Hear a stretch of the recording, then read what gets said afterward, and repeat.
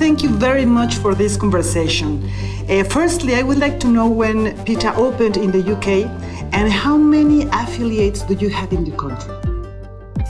Well, PETA UK was founded in 1994, so we're 21 years old this year. And we started off with just a few people, and now we have over 400,000 members and supporters in the UK, so we're really growing. Working here, there are about 25 full-time members of staff, and that ranges from campaigns to marketing to press. What are the main issues you are committed? Well, PETA's mission statement is very clear and very simple. It's that animals don't belong to us. They're not ours. They're not ours to take their skin to wear. They don't belong to us. Their bodies don't belong to us to eat. They're not ours to use for entertainment, and they're not ours to experiment on or abuse in any other way. So those are the issues that we work on. It's a broad spectrum. You have undertaken so many high-impact investigations. Some of them are undercover. What are PETA policies in this regard? But for skins, for example, the latest campaign that we've done is for Angora wool, which you may have seen. Our affiliate in Asia actually recorded undercover investigation into the Angora wool industry, and they discovered an incredibly gruesome and barbaric industry where rabbits are kept in cages for their entire lives, and every few months they're taken out of their cage and their fur is literally ripped out of their body. So they're tethered down by their paws, and then the fur is ripped straight out of their body, and you can hear them screaming in pain. And then they're put back into their cages for their hair to grow back, and then that happens to them every 3 months. Once we got this footage, we released it, and it made a huge impact everywhere in the world. In the UK, we've seen department stores and chains dropping Angora. You know, almost every week a new company has stopped selling it. Like Topshop, H&M, French Connection, New Look, Calvin Klein, Ralph Lauren. You know, more and more stores are stopping.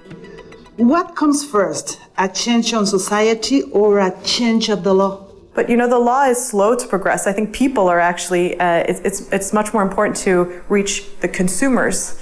And once people change their opinion about things, then the law follows. Generally, it doesn't happen with the law changes first. It's because the public demands for the law to change. You can see in Europe, for example, we have a ban on cat and dog fur from China. We also have a ban on importing seal products from Canada. And those laws have come because the European public has demanded it. We don't want to have anything to do with products of torture. And it's seeing that footage, seeing what's happening, that changes people's hearts and minds. And once that change happens, the law will follow.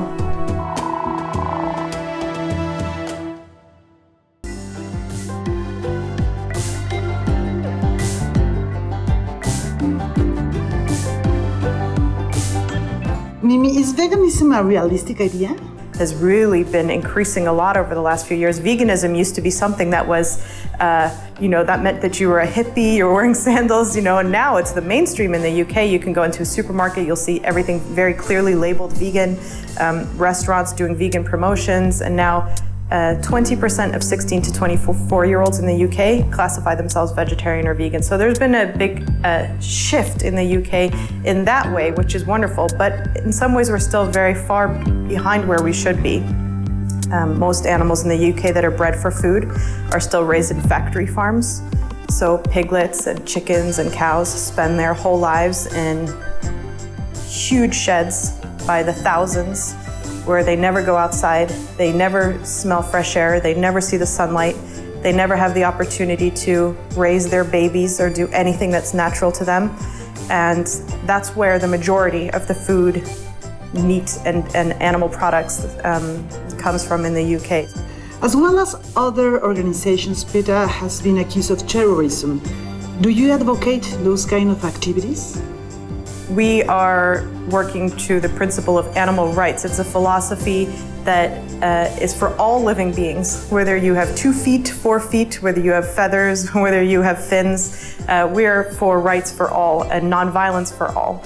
And so, of course, in any movement, there's always going to be some people who take matters into their own hands, who are frustrated and That's the same for every single movement. There are those people, but what that fringe group of people within the animal rights movement are doing, if we look at it in context, what they're doing is they're breaking into laboratories and they're rescuing animals. You know, the terror, if we want to talk about terrorism, the terror is what's happening inside those buildings to those animals. And for us ordinary people, what is the best way to participate against cruelty? If people care about animals, the most important thing that they can do for them, stop eating them. That's the number one thing. Don't eat them. Don't eat their flesh. Doesn't belong to us, and we don't need it. We don't need it to be healthy. We don't need it to be strong. The planet, we're killing the planet as well as animals when we're eating animals. It's the biggest contributor to greenhouse gas emissions. It's, the meat industry is absolutely toxic for this planet. The United Nations has said that a global shift towards a vegan diet is essential if we're going to protect the world from the worst effects of climate change. Mimi, you see so many terrible situations on a daily basis. How do you manage to go on? The way that I get through it is it makes me more determined, actually. It makes me more determined to change it, to do something about it. I think when you're faced with it every day in a very real way, when you see animals suffering in a very real way, then it motivates you to keep going, to fight harder, to work harder, to do more. And so I think that's the only way. Otherwise, we'll sit in a corner and cry all day long. So it's one or the other. And we use that pain to fuel us to work harder. Mimi, many, many thanks. Thanks.